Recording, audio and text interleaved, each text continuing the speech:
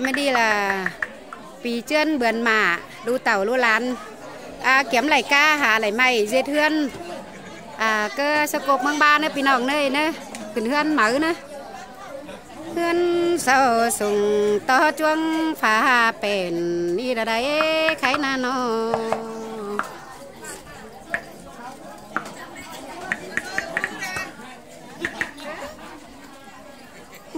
sẽ má có chăn tay nào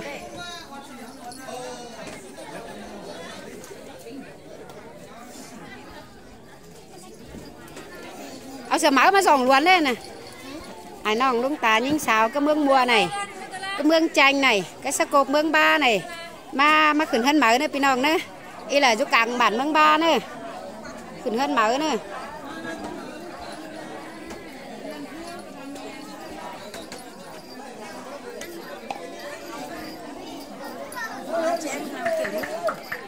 anh làm kiểu thôi coi nó lắng quay video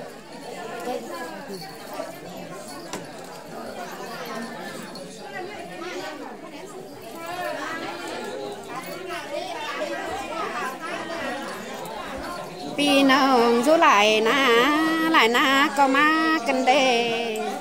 luôn ta rú lại bàn có má tê đòi ải cái nòng bay mang chân trùng há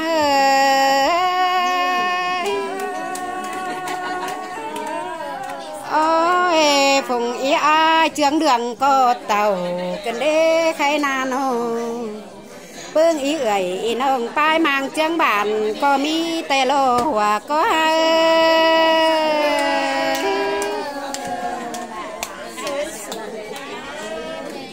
hình to ải cái nông bay mang đình đao họ có mi tê đồ chùm mương bá sắc cột hơi nó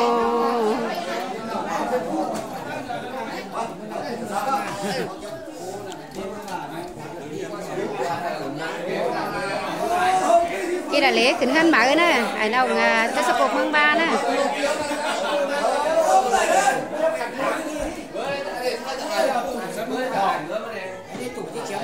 tơ hơn sầu sùng tơ chuông pha bền đấy tê đâu ăn đi là men ải cánh nông pai mang chân trùng hao nơ nó thùng đông bà ơi nó khai này là men ải cánh nông sơ cột chứ lạiกิน bà là quá mà mướn ba chứ lại กิน khẩu lo nó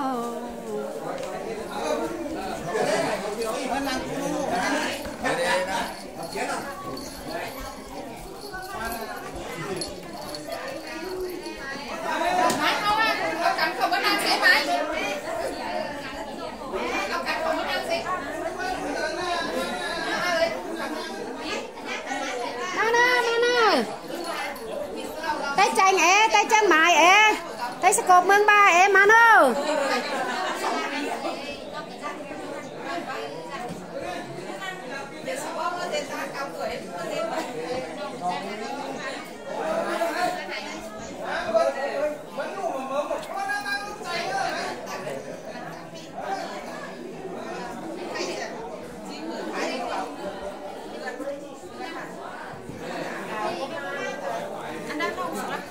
đi là em thảo em nai cháu cháu hươn nè đi nè hoa mà nói này em thảo em nai cháu hươn đây nè xong em thảo em nè tới cháu là mới nói mới đuông cả đây nè chụp nó lấy đang quay video em thảo đang quay video quay thử YouTube đấy nè chơm nòng em chú đấy ý lại mới nói mới luồng tới cháu đây nè tê lố mới nói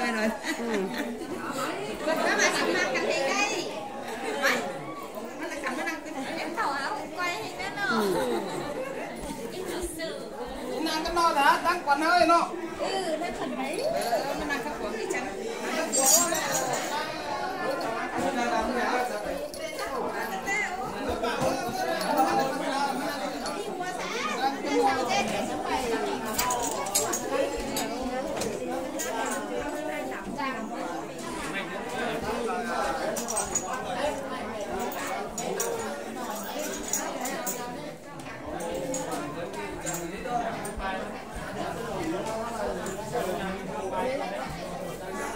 นหลานยิงหลานใจ